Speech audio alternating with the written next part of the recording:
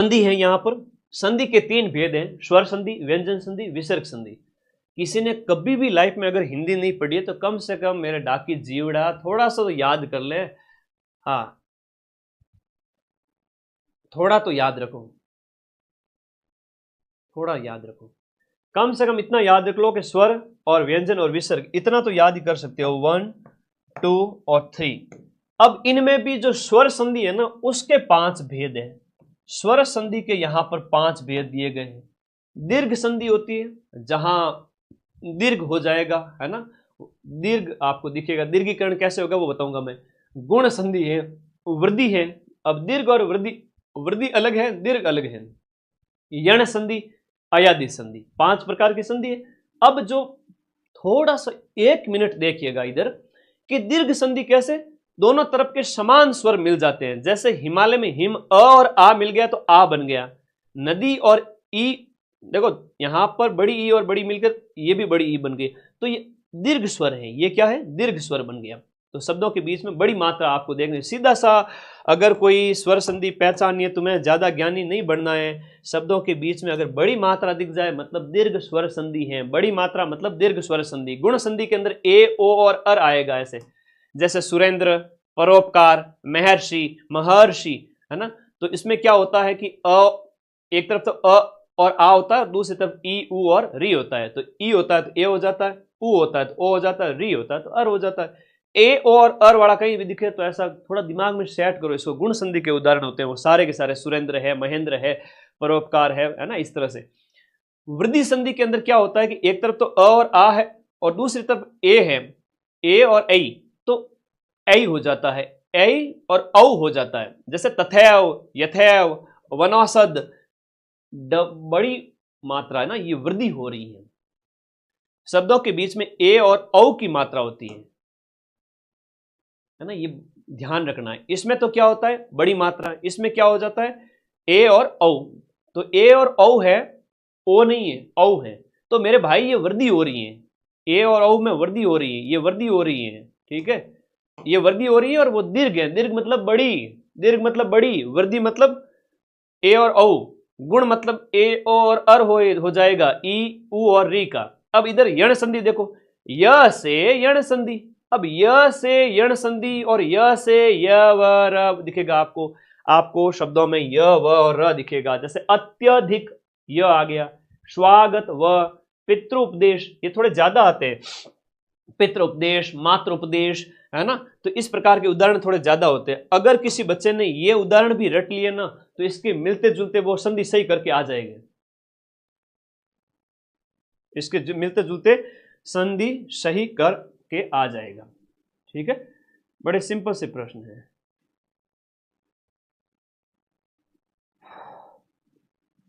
समझ में आ रहा है ना, मजा आ रहा है, एक एक चीज है। तो य व र, अत्यधिक में य आ रहा है, स्वागत में ये स्वागत वाला ध्यान रखना, स्वागत वाला अच्छा बार बार पूछा जाता है ना। हाँ जी, स्वागत वाला बार बार पूछा जाता है। पितृ उपदेश में र आ रहा है, इस तरह से।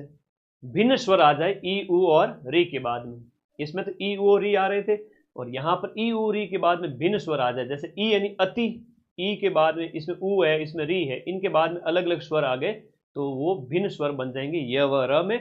और फिर अयादि संधि के अंदर अयादि, अयादि जो 5वें प्रकार का जो है स्वर संधि का उदाहरण है। इसमें अय, आय, अव, आव, नयन, नायक, गायक, अय, आय, अव, आव, पवन, नाविक, आवक, पावक, अग्नि, अय, आय, अय, आय, अव, आव, इस प्रकार का शब्द कहीं भी दिख जाए समझ लेना उसमें आपकी अयादि स्वर संधि है।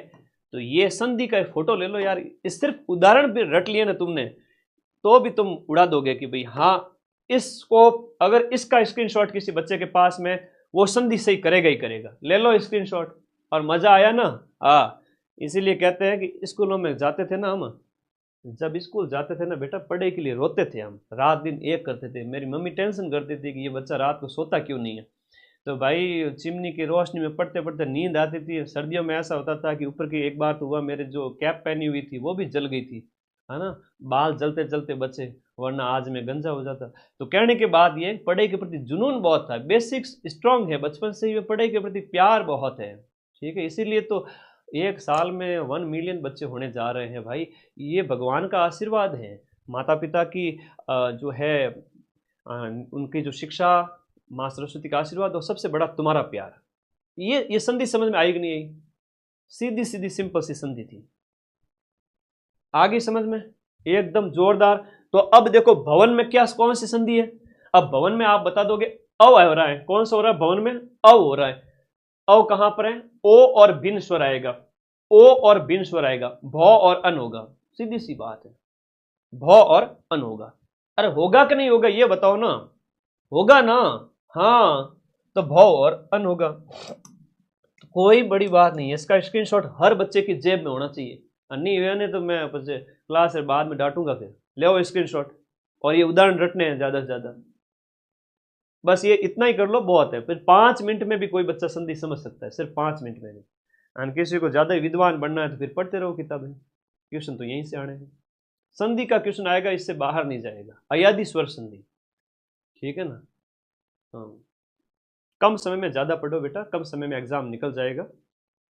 ओके, गिरीश में कौन सी संधि है? देखो गिरीश में ई की मात्रा आ रही है, ई बड़ा हो रहा है, गिरीश में दीर्घ संधि है। इसमें क्या कौन सी संधि है? इसमें आपके दीर्घ संधि है। भानुदय में कौन सी संधि है? भानु में देखो यहां पर जो है आपकी ऊ बड़ी मात्रा दिख रही है। भानु देखो क्या होता है कि 2 शब्द है इसमें और स्वरों का मेल हो रहा है, भानु और उदय है, तो ऊ बड़ा हो गया, दीर्घ संधि का उदाहरण है। किस क्रमांक में वाक धन ईश की संधि है? वाक धन ईश में किसकी संधि है? वाक धन ईश के अंदर किसकी संधि है? तो वागीश हो गया, वाक धन ईश के अंदर ये वागीश हो गया। एक एक शब्द का सही संधि विच्छेद कौन सा है? अब देखो ये आपकी वृद्धि संधि हो रही है, एक एक में क्या हो रहा है? वृद्धि संधि हो रही है। और एक धन एक, एक धन एक है वो आपका वृद्धि संधि। ए ओ और अर आया था, मैंने बताया था, ए ओ और अर, तो एक एक है वो आपके वृद्धि हो रही है। दीर्घ नहीं करना, दीर्घ तो हिमालय हैं, विद्यालय हैं, इस तरह से। प्र उपसर्ग से निर्मित शब्द है। देखो अब संधि समाप्त होती है। उपसर्ग प्रत्यय के अंदर ऐसा होता है, एक मूल शब्द होता है, आगे जुड़ता है जो है उपसर्ग आगे जुड़ करके, शब्द के आगे जुड़ करके उसके अर्थ में परिवर्तन कर देता है, उसे आप उपसर्ग कहोगे। अब प्र उपसर्ग से बना हुआ शब्द, अब आपको इसमें शब्द बनना चाहिए। अब आप जब देखोगे इसको तो अगर शब्द नहीं बना तो कोई मतलब नहीं। जैसे योग है, एक शब्द होता है, आगे प्र जुड़ गया तो प्रयोग हो गया। अब प्राकथन है, प्रतिकूल है, अब प्रति में तो ये प्रति हो गया, तिकूल तो कोई शब्द बनता नहीं है। तो उपसर्ग को अलग करने का फॉर्मूला बता देता हूं, मैं बड़ी बात नहीं बोलूंगा, फॉर्मूला ये बता देता हूं कि मूल शब्द को अलग करिए, उपसर्ग अपने आप अलग हो जाएगा। कई बार होता है दिखने वाली चीज सही नहीं होती है तो थोड़ा ध्यान देना पड़ेगा।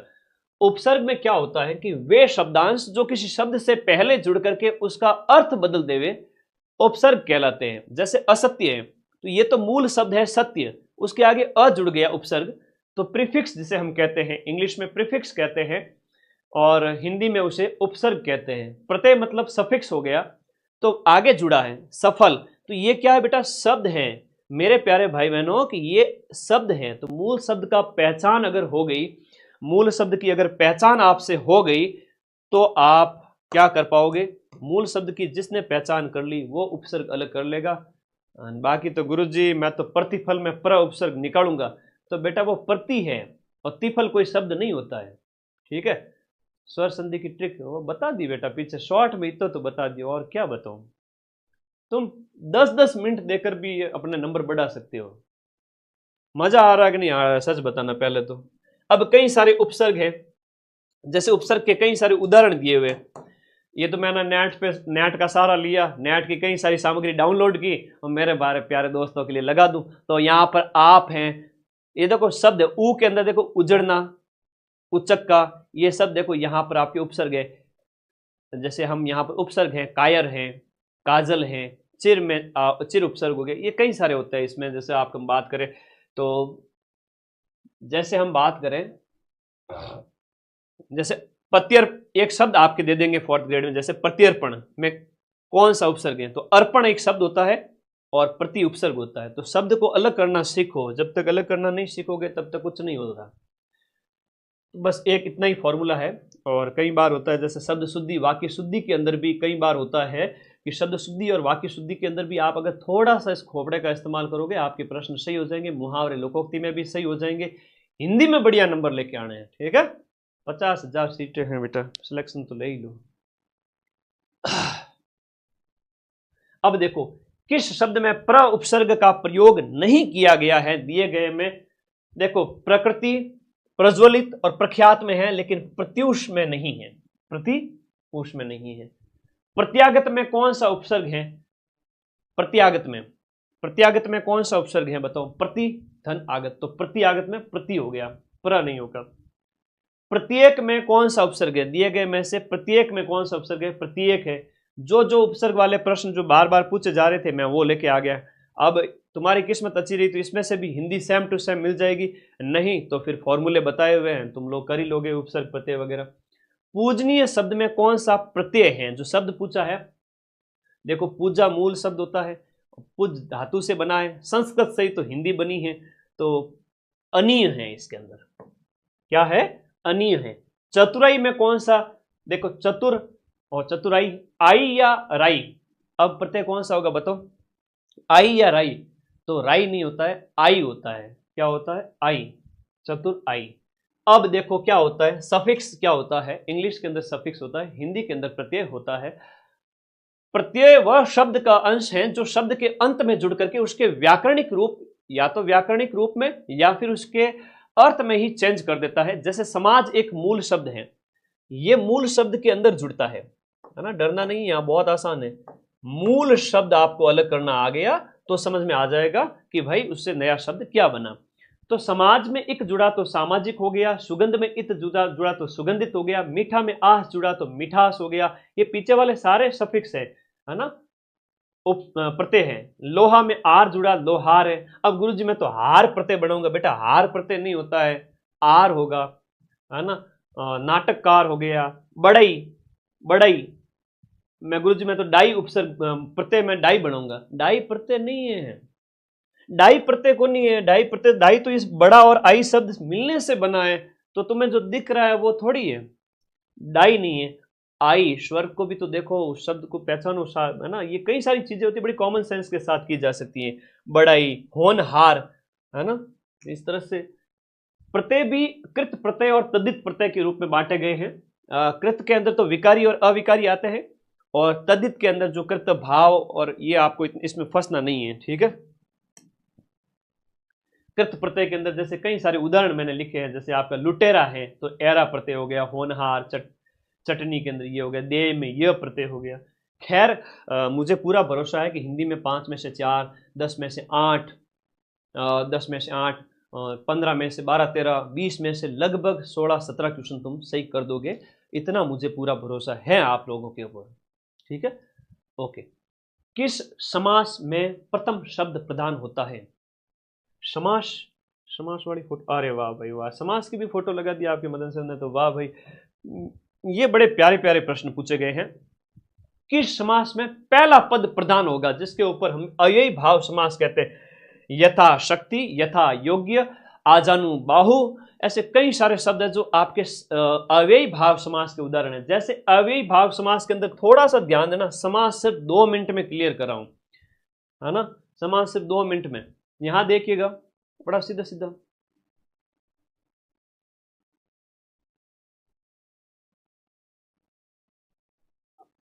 मूल शब्द को अलग करोगे ना, हाँ हाँ, कोई बात नहीं, नहीं है तो पढ़ लो, आगे तो फिर कहोगे अधीनस्थ बोर्ड का भरोसा मत करो कि अधीनस्थ बोर्ड के सर हमारे 4th ग्रेड सिलेबस में समास नहीं है। मैं एक चीज बताता हूं तुम्हें, आ जाओ इधर आओ।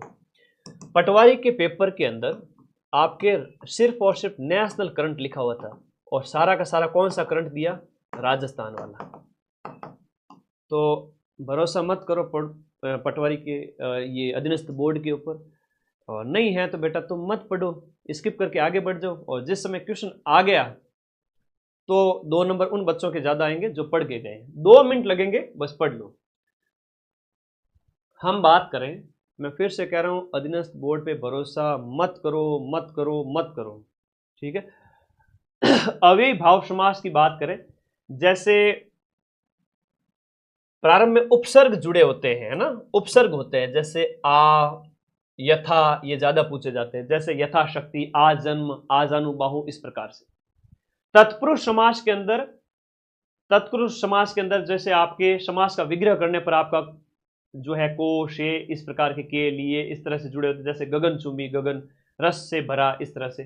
कर्मधारी समास के अंदर क्या होता है कि समास के उत्तर पद की विशेषता बताई जाती है। उत्तर पद मतलब लास्ट वाला जो पद है, कमल, कमल कैसा, या नीला, तो इसकी विशेषता है कर्मधारी में होती है।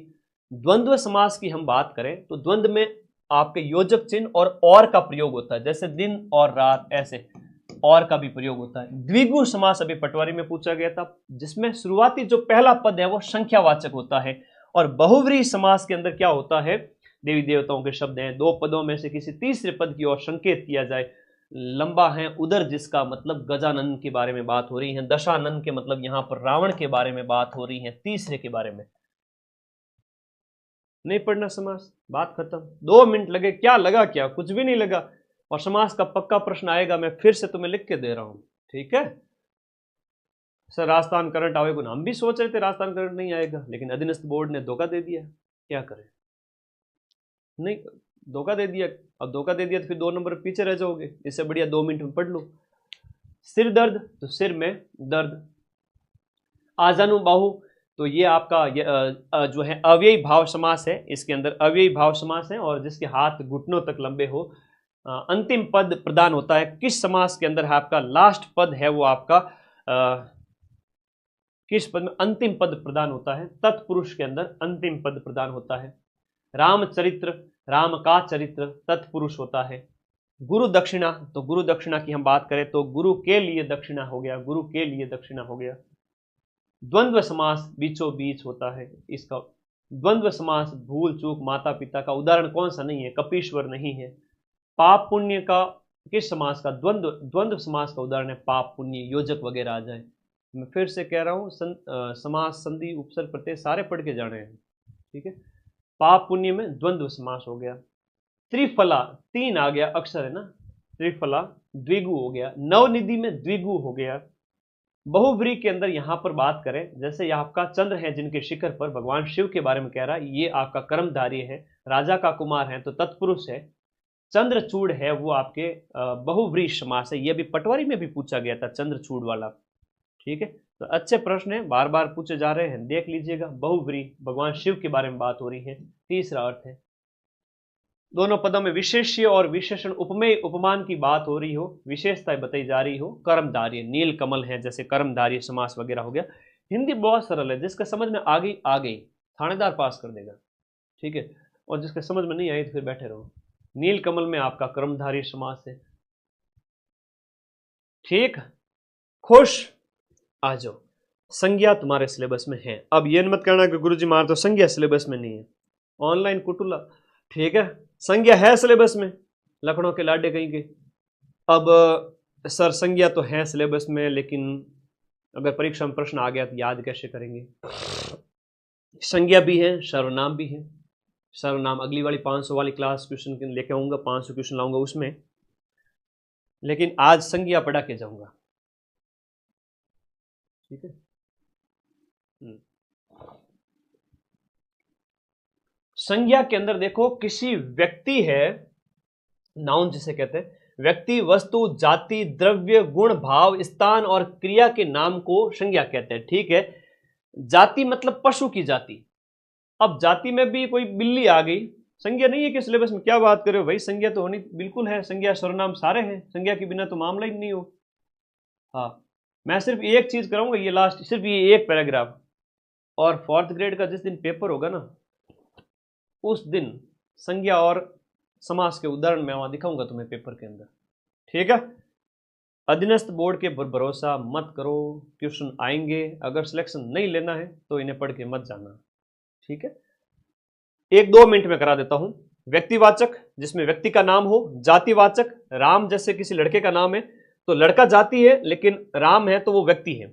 भाव में जैसे बुढ़ापा, मोटापा आ गया। द्रव्य में कोई ठोस तरल धातु, पानी, दूध वगैरह। और समूह में ग्रुप का नाम आ गया। अब और इससे ज्यादा क्या पढ़ोगे, अब इससे ज्यादा क्या पढ़ोगे,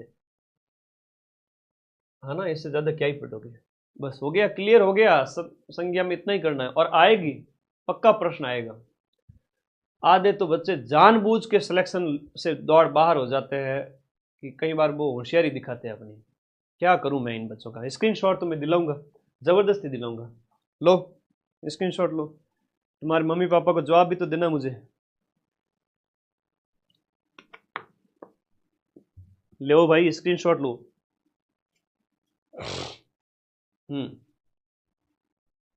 हाँ, अब मैं तुम्हें एक सवाल पूछता हूं, बताओ ये संज्ञा के जो तुमने 5 प्रकार देखे, अब ये बताओ लोहा कौन सी संज्ञा हो गई? सर द्रव्यवाचक। बताओ मदन सर, इसमें कौन सी संज्ञा हो गई? मदन व्यक्ति का नाम है, व्यक्तिवाचक संज्ञा। आदमी में कौन सी संज्ञा हो गई? जातिवाचक। हिमालय में कौन सी संज्ञा हो गई? व्यक्तिवाचक। पर्वत में कौन सी संज्ञा हो गई? पर्वत तो बहुत सारे हैं सर, पर्वत तो जाति है। हाँ ठीक है, इस प्रकार से थोड़ा समझना सीखो। भाव, भाव तो समझ ही जाओगे। समूह यानी ग्रुप, भीड़, सेना वगैरह। अब पर्याय वगैरह सीधे सिंपल पूछे जाएंगे, पर्याय वगैरह सीधे सिंपल पूछे जाएंगे। कौन सा एक शब्द है वो रात का पर्यायवाची शब्द नहीं है? निशा है, यामिनी है, विभावरी है, लेकिन उर्मी मतलब लहर होती है, उर्मी मतलब तरंग होती है ना, जल उर्मी तरंग होती है। हाँ तरंग होती है, लहर होती है, तो वो इसका पर्याय नहीं होगा, याद रखना। पर्याय सीधे सीधे पूछे जाएंगे, गलत मत करना, ठीक है? हाँ गलत मत करना, तुम लोगों को मेरी कसम है, ध्यान रखना इस बात का। किस विकल्प में सभी शब्द हैं मां सरस्वती के पर्यायवाची शब्द नहीं है? शुरभि और वीणावाणी, शुरभि मां का पर्यायवाची शब्द नहीं है, शुरभि मां सरस्वती का पर्यायवाची शब्द नहीं है। दिए गए में से जो बाकी सभी मां सरस्वती के पर्यायवाची शब्द हुआ ग्रुप हो जाता है, ठीक है? ओके। शुरभि का मतलब क्या होता है? सुगंध, खुशबू। शुरभि का मतलब होता है सुगंध। आराम से प्रश्न के ऊपर ध्यान देना है ना, ये तो ज्यादा ही होशियार नहीं बनना। गुरुजी कह रही है, चौकी बात कह रही है, मैं मेरे अनुभव से कह रहा हूं। हाँ बढ़िया, आराम से फोकस करो। फिर भ्रमर शब्द यानी कि जो भंवरा है, उस भंवरे का पर्यायवाची कौन सा नहीं है? मधुप है, अली है, भंवरा है, शफरी। शफरी होती है झक, झक मार रहा था क्या? झक मतलब मछली, शफरी भी कौन होती है? मछली। तो ये मछली है, झक है, ये सब इसी के ही उदाहरण है, ठीक है? तो पर्याय इसी के हैं। मधुप, आली, अली, अली और आली होता है, ये अली है, भौरा, ये सब इसी के। आकाश का पर्याय तुम्हारे 4th ग्रेड में यही पूछेंगे, आकाश, दिन, रात, इन हाथी, घोड़ा, इनके पर्यायवाची पूछेंगे तुम्हें। मुझे तो लगता है कि एक पारी में मैं जो कह रहा हूं इन वाले प्रश्न बार बार आ जाएंगे और छपेंगे, देख लेना तुम। तो गुरु जी थारखंड तो पेपर पहला हूं आवे कहीं, तो पेपर तो आता ही है दिमाग के अंदर, इतना दिन रात एक करके पढ़ते हैं, तो पूरा ही पूरा पेपर यही है, चिंता ही मत करो। किस क्रम में आकाश का पर्यायवाची शब्द नहीं है? व्योम है, शून्य है, दिव है, विभु है। तो दिए गए शब्द में हम बात करें, जो आकाश का पर्यायवाची शब्द है, यह आपको याद रखना है। विभु है वो इसका पर्यायवाची शब्द नहीं है। विभु किसका पर्यायवाची शब्द है? विभु है वो आत्मा का पर्यायवाची शब्द है। विभु मतलब विभु, आत्मा का। दिव है, अब सूर्य, चंद्रमा तुम्हारे पक्का पूछेंगे पर्यायवाची शब्द में, सूर्य है, चंद्रमा है, दिन है, रात है, ऐसे पर्यायवाची शब्द आएंगे, उससे ज्यादा कुछ नहीं आएगा। शून्य, व्योम, आकाश। हाथी का पर्यायवाची शब्द कौन सा नहीं है? देखो मतंग है, करी है, नाग है। अब तुम कहोगे गुरुजी नाग तो सांप होता है। अरे बेटा हिंदी में अनेकार्थक शब्द होता है, अनेक, एक शब्द के अनेक अर्थ निकलते हैं। पुंडरिक मतलब कमल होता है, पुंडरिक मतलब कमल होता है, हाथी नहीं होता। पृथ्वी का पर्यायवाची, पृथ्वी और अग्नि तो तुम्हारे फेवरेट है, लिख लेना। पृथ्वी और अग्नि और पर्वत, हाथी, घोड़ा, दिन, रात, ये तुमसे पूछे जाएंगे। कमल है ना, जलज, कमल को कहते हैं। तो ये तो सामान्य से प्रश्न है, बचपन से पढ़ते आ रहे हो, पहली दूसरी से लेकर के, हालांकि 8वीं तक तो ये पढ़ते ही थे तुम, 9वीं 10वीं तक तो सिंपल सिंपल क्वेश्चन आएंगे, 10वीं स्तर तक के। तो पृथ्वी का पर्याय दिनकर, वसुंधरा, आत्मजा, गिरी। अब दिए गए में आपका पृथ्वी का पर्यायवाची शब्द है कौन सा? वसुंधरा, है ना। पर्वत का भी पूछेंगे, लिख लो साइड में। आग का पर्यायवाची कौन सा है? अनल। अनल आग होती है, अनल क्या होती है? आग होती है। अच्छे अच्छे प्रश्न, हिंदी तो ऐसी है, कोई 7 दिन भी पढ़ लेना तो थानेदार के पेपर में भी बढ़िया परफॉर्म करके आ जाओ। 200 में से 150 ले आओ, अगर ढंग का जिसको नॉलेज है, थोड़ा बुद्धि जिसकी हिंदी के लिए बड़ा प्यार करती हो, है ना। ठीक है, पटवारी का पेपर जिस तरीके से जितना सरल आया उसको देखते हुए इस 10वीं स्तर की तो टेंशन मत लो, पेपर सामने पड़ा है बस। पवन का पर्यायवाची शब्द कौन सा नहीं है? अनल पवन का नहीं, बाकी अनिल है, वात है, शमीर है, और याद रखिए कमल का पर्यायवाची शब्द कौन सा नहीं है? मैं जानबूझ के लेके आया। सरोज है, पंकज है, सरसिज है, मिलिंद है। जो कमल का पर्यायवाची शब्द कौन सा नहीं है, तो ये आपका कौन सा है? मिलिंद नहीं है। ठीक है, मिलिंद नहीं है। पंकज मतलब कीचड़ में जो पनपता है। सूर्य का पर्यायवाची शब्द कौन सा है? प्रकाश, अंशु, सविता, रश्मि। सूर्य का पर्यायवाची दिए गए में से कौन सा है? सूर्य का पर्यायवाची शब्द दिए गए में से कौन सा है? बताओ। अब बड़ा ये अच्छा प्रश्न था, सूर्य का पर्यायवाची शब्द। अब सूर्य के पर्यायवाची शब्दों में बात करें तो दिनकर है, दिवाकर है, प्रभाकर है ना। दिनकर है, दिवाकर है, दिनकर हो गया, दिनकर के बाद आप करोगे तो दिनकर है, दिवाकर है, दिनकर हो गया, दिवाकर हो गया। सविता भी इसी का ही। अब तुम कहोगे सविता तो किसी लड़की का नाम है, लेकिन इसका है। भास्कर है, अंशु माली है, सहस्त्र आशु है, इस तरह से इसका नाम है भास्कर वगैरह, कई सारे नाम हैं। हालांकि कुछ एक 20-25 मैं खुद ही करवा दूंगा तुम्हें यूट्यूब पे, वहीं से काफ़ी कुछ मिल जाएगा। बाकी दुनिया भर की चीज़ें। कौन सा आलोक का विलोम है? अब विलोम शब्द है। आलोक मतलब क्या होता है?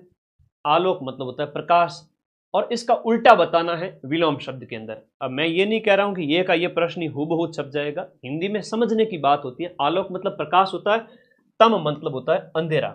तो जब भी विलोम शब्द बताओ तो यहां पर आपको बराबर करके पर्याय दे देंगे, तम के साथ में अंधेरा लिख देंगे, तो कौन सा जोड़ा उसका सही बता रहा है आंसर हो गया। तो थोड़ा समझना पड़ता है, विलोम कह रहा मतलब उल्टा बताना होता है, ऑपोजिट।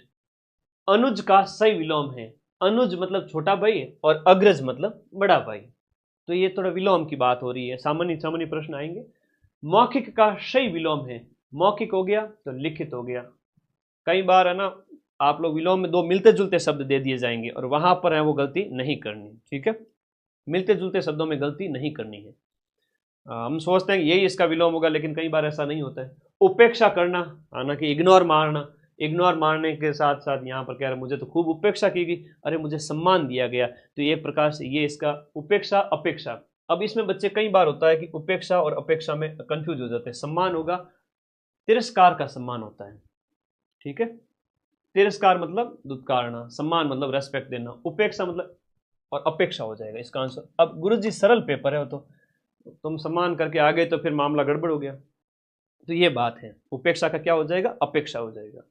वन वर्ड के अंदर ज्ञान प्राप्ति की इच्छा रखने वाला वाक्यांश के लिए सार्थक शब्द। ज्ञान की प्राप्ति के लिए जिज्ञासु जो व्यक्ति है वो जिज्ञासु होता है, ज्ञान प्राप्ति वाला।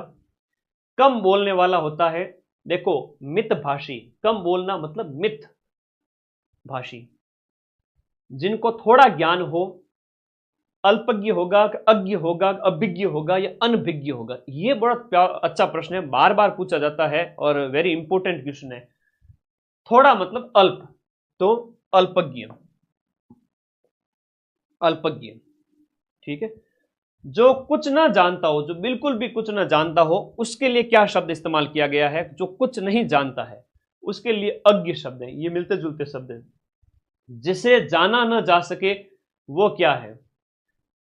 अजानत, अगम्य, अज्ञेय या अशक्त। दिए गए में से जिसे जाना नहीं जा सके उसे अज्ञेय बोलेंगे। क्या बोलेंगे? अज्ञेय बोलेंगे। तो ऐसे ऐसे ही तो प्रश्न आएंगे जहां आप कंफ्यूज हो गए ज्यादा में, तो मामला गड़बड़ है। बाकी सीधे सीधे पढ़ा हुआ होगा, सब हो जाएगा। तत्सम और तद्भव, देखो तद्भव जब भी हम बात करते हैं तत्सम और तद्भव की, तत्सम की जब भी हम बात करते हैं संस्कृत के शब्द होते हैं। तत्सम मतलब आपके संस्कृत के शब्द होते हैं, संस्कृत के शब्द तद्भव होते हैं, सॉरी तत्सम होते हैं, और तद्भव है वो आम बोलचाल वाले शब्द होते हैं, जो बाद में संस्कृत वाले टूट करके आम जनता ने बोलने स्टार्ट कर दिए, वो आ गए। ठीक है, तो अक्षर है, अनार्य है, अंगुष्ठ है, उबटन है, इनमें से जो आम बोलचाल का शब्द कौन सा लग रहा है गुरुजी? उबटन लग रहा है, बाकी संस्कृत है, संस्कृत है, अक्षर है। इस प्रकार से अक्षर का तद्भव कौन सा होगा? आखर होगा, है ना। अंगुष्ठ का अंगूठा होगा, अंगूठा है तो तद्भव है। इसमें अगर जैसे हम बात करें अंगूठा है तो ये शब्द कौन सा हो गया? ये तद्भव हो गया। अब मुझे एक चीज बताओ, तत्सम तद्भव में कोई दिक्कत है क्या? नहीं है ना। संस्कृत का शब्द है तत्सम है, आम बोलचाल का शब्द है जिसे तुम बोलचाल में इस्तेमाल करते हो तद्भव है, कोई टेंशन नहीं। ये समझ में आ गया? 5 दिन में पढ़ लेना, 8 तारीख को वापस आऊंगा, तब तक तुम लोगों को ये क्लास 5 बार देखनी है, टेलीग्राम ग्रुप ज्वाइन करना है, और अपना चैनल होगा 7 लाख का। ठीक है, चलो अगला देखो, किस क्रम में तत्सम शब्द है? देखो ऊंट है तो ऊंट का तत्सम तो उष्ट्र होता है ना। तो तत्सम शब्द किस में है दिए गए में? आपका तत्सम आमलक, ईख, आमलक, आमलक तत्सम है, जिसका जो है वो आमलक है वो तद्भव इसका जो होगा आंवला, आंवला इसका क्या होगा? तद्भव होगा। कौन सा शब्द है वो तत्सम है? सूरज, सावन, वृक्ष और बिच्छू। मैं नहीं बोलूं, चलो मैं नहीं बोलूंगा, तुम लोग बताओ इसके अंदर। अरे बताओ बताओ बताओ फटाफट, लखनऊ के लाडे मेरे, काम के नकाज के, बताओ बताओ। पढ़ाई खूब करी हुई है, सिलेक्शन से करीब पहुंचे हुए हो, नौकरी हाथ में आने वाली है। तत्सम मतलब संस्कृत, तत्सम मतलब संस्कृत का शब्द, तत्सम मतलब संस्कृत का शब्द, बताओ कौन सा है? सीधा सीधा दिख रहा है गुरुजी हमें तो, वृक्ष है। बिल्कुल डर होना ही नहीं चाहिए कभी जिंदगी के अंदर, सीना ठोक के आंसर दो, किसी से नहीं डरना, है ना। यमराज भी आ जाओ ना तो कहना 2 मिनट साइड बैठ जाओ, ठीक है, अभी मुझे काम करना है। तो ये वो वाली बात है। तो लाइफ में थोड़ा सा यूं स्वैग लाओ यार, ऐसे कैसे चलेगा जिंदगी। पानी और पसीने में बड़ा अंतर होता है, पानी और पसीने में बड़ा अंतर होता है, सांस लेने में और जीने में बड़ा अंतर होता है। यूं मुर्दा घड़ियों की तरह जीने वालों, है ना, ये जीना बड़ा एकदम अपनी तरफ से, लाइफ अपनी तरफ से जीनी, डर डर के नहीं, जो होगा देखा जाएगा, बिड़ जाओ जाकर के। तद्भव है वो आपका, दंत है, मृत्यु है, मत्स्य है, कंदा है, तो तद्भव। जो आप पहले तो यहाँ इसमें क्या करो, छांटो, दिए गए विकल्प में जो है उनको छांटना है। जैसे तद्भव है, मत्स्य मछली निकल गया, मृत्यु मौत है, दंत दांत है, इनके तत्सम जो है ये तत्सम दंत है तो तत्सम है। तद्भव इनका दांत होता है, मृत्यु का मौत होता है, मत्स्य का मछली होता है, इन सब के तो हैं, लेकिन कंदा है तो वो आपका तद्भव है। कंदा क्या है? तद्भव है। और कंधे के अगर कहें कि गुरुजी इसका तत्सम कौन सा है, तो स्कंद है, स्कंद है वो आपका, इसका क्या है? तत्सम है। पुस्तक किस प्रकार की संज्ञा? अब संज्ञा वाला क्वेश्चन तुम लोगों को अगर अच्छे नहीं लगते तो मैं आगे बढ़ जाता हूं। संज्ञा पुस्तक है, देखो पुस्तक एक जाति है, लेकिन गीता पुस्तक की बात करें तो वो एक क्या हो गई? व्यक्तिवाचक हो गई। ठीक है, तो इस प्रकार से यहां पर ये अंतर आना चाहिए। ठीक है, अब यहां पर धोखा, धोखा कैसी संज्ञा है? धोखा एक कैसा है? धोखा एक भाव है, धोखा एक कैसा है? भाव है। गांधी को राष्ट्रपिता कहा गया, इस वाक्य में गांधी, गांधी जाति है या गांधी व्यक्ति है? महात्मा गांधी की बात हो रही है, इसलिए यह व्यक्तिवाचक संज्ञा है। महात्मा गांधी की बात हो रही इसलिए व्यक्तिवाचक संज्ञा है। अगर गांधी लोग इत्र बेचते हैं, गांधी कौन हुए? जो गंध का व्यापार करते थे। गंध कौन सी? सुगंध, सेंट वेंट बेचने का काम करते थे, वो गंधी कहलाए, उससे शब्द बन गया गांधी। तो गांधी जाति व्यापार करती है इत्र का, गांधी इत्र का व्यापार करते हैं, कौन सी संज्ञा हो गई? जातिवाचक। गांधी हमारे राष्ट्रपिता है, कौन सी संज्ञा हो गई? व्यक्तिवाचक। कौन से गांधी की बात हो रही है? मोहनदास करमचंद गांधी की बात हो रही है। भूलोगे नहीं जिंदगी में कभी भी, ठीक है ना। वह कहा तब मैं आया, किस तरह की अशुद्धि है? वह कहा, है ना, उसने कहा होना चाहिए। तो ये कौन से तरह की शब्द में अशुद्धि है? तो लिंग संबंधी अशुद्धि है ना, उसने होना चाहिए, तो लिंग की संबंधी अशुद्धि है। आपसे तो इतना ही पूछा जाएगा, निम्न में से कौन सा अशुद्ध वाक्य है, ऐसा आएगा। तो रमा ने अपनी सहेली को उपहार दिया, तुम्हारा यहाँ क्या काम है? विंध्याचल हरा भरा हो गया, ये पानी का कुआं कैसे सूख गया? तो इन दिए गए शब्द के अंदर जो है अशुद्ध वाक्य, रमा ने अपनी सहेली को उपहार दिया, सही है। तुम्हारा यहाँ क्या काम है? विंध्याचल हरा भरा हो गया, यह पानी का कुआं कैसे सूख गया? अब पानी भी है कुआं भी है, तो सीधा सही पता ही चल रहा है। कोई नियम नहीं लगाना है, दिमाग में बात अगर सेट हो रही है तो ऑटोमेटिकली सारी चीजें क्लियर हो गई। नियम वगैरह लगाने का काम ऐप के अंदर डिटेल में पढ़ लिया है और पूरे साल पढ़ ही रहे थे, ठीक है। कई बार होता है कि आरएस जैसे एग्जाम को पास करने वाले हमारे जैसे पढ़ाने के लिए टॉपर्स लोग आए थे, आरटीएस जितने भी थे 8-10 लोग, तो उनको मैंने कहा आप हिंदी वगैरह सर हम पढ़ा देंगे, हिंदी तो क्या दिक्कत है, हमें हिंदी में रूल है ना, हमें हिंदी में रूल नहीं आते। कई बार ऐसा होता है कि सर हमें हिंदी में रूल नहीं आते, लेकिन फिर भी हमने उदाहरण इतने निकाले हुए हैं कि हम देख के पता लगा लेंगे कि ये शब्द अशुद्ध है, अशुद्ध है। तो ये तो बस स्वभाव की बात है, व्यवहार की बात है, आने चाहिए, आपके व्यवहार में चीजें होनी चाहिए। लोकोक्ति और मुहावरे में अंतर क्या है? सीधी सी बात है, यहां पर लोकोक्ति एक पूरा वाक्य होता है, पूरा सेंटेंस होता है, और मुहावरा वाक्यांश मात्र होता है। और बता दूं तुम लोगों को, तो मुहावरा जब भी होता है ना, आपसे अगर पूछ लिया जाए निम्न में से जो नाच न जाने आंगन टेढ़ा, ये लोकोक्ति है या मुहावरा है, क्या है? तो आप कहोगे वो लोकोक्ति है, क्योंकि मुहावरा होगी उसके अंदर क्रिया होगी, पीछे क्या होगी? क्रिया होगी। मुहावरे के अंदर क्रिया होगी। 9 2 11 होना, 9 2 11 होना, जैसे मुहावरा है भाग जाना, 9 2 11 होना। अब पीछे होना एक क्रिया है, वर्ब है, तो वो मुहावरा है। और लोकोक्ति है पूरा सेंटेंस होता है, दैट्स इट, नथिंग एल्स, ठीक है। एक दिन के अंदर हिंदी स्ट्रॉन्ग कर सकते हो तुम। अभी पूरे साल का जो भी पढ़ा हुआ है उसको समेट लो, हिंदी तो पटक दो साइड ही हूं, है ना, कोई बड़ी बात नहीं है। डंका बजना मुहावरे का सही प्रयोग है। प्रतिष्ठा होना, अपना डंका बोल रहा है, इसीलिए तो हैकर को आना पड़ रहा है। अंधे के हाथ बटेर लग गया, अंधे के हाथ बटेर लगना कि लास्ट 2 दिन में मदन सर की कहा क्लास देख गया, 4th ग्रेड का सिलेक्शन ले लिया, पूरे साल भले ही ना पढ़ा, लेकिन अंधे के हाथ बटेर लग गया। कई बार होता है, ऐसे ऐसे बच्चे भी हैं जो मेरे पे इतना ब्लाइंड ट्रस्ट करते हैं कि मेरी पीडीएफ पढ़ के चले जाएंगे। तो अयोग्य व्यक्ति, हालांकि वो अयोग्य नहीं है, वो योग्य है। यहाँ पर जो है वो है आपके अंधे के हाथ बटेर लगना, इसका अर्थ है अयोग्य को उत्तम वस्तु मिलना। एक तो करेला ऊपर से नीम चढ़ा, जो अधिक बुरा हो जाना, जो कुछ ऑप्शन नंबर जो आपका 4 है, अगर बुरी संगति में रहोगे अधिक बुरे हो जाओगे।